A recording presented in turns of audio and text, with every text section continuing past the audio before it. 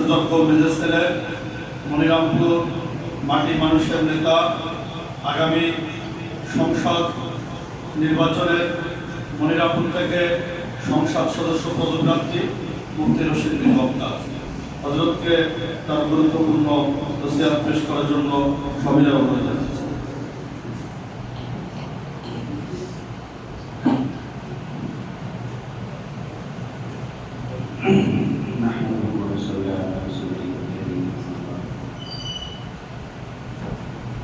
মুফতি মোহাম্মদ আব্বাস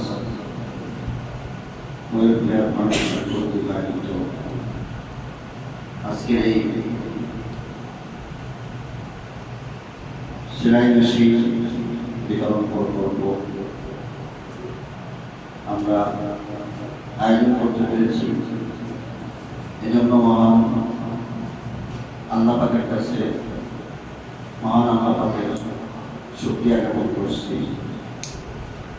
ছিল অসহায় মানুষের সহযোগিতা করা, অসহায় মানুষের পাশে দাঁড়ানো, অসহায় মানুষকে যথাসাধ্য স্বার্থহীন তাদেরকে সহযোগিতা করা, তাদেরকে স্বাবলম্বী করা আজকে আমাদের খুশি এবং আনন্দের দিন যে আমরা ষষ্ঠবারের মতো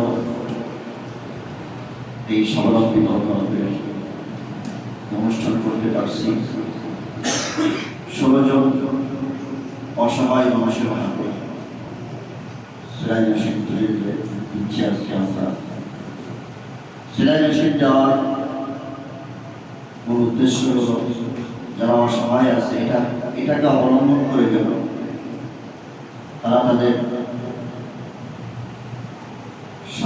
সামর্থ্য হলেও তারা যেন এর দ্বারা উপকৃত হতে পারে, তাদের আয়ের একটি উৎস এর থেকে তৈরি করতে পারে।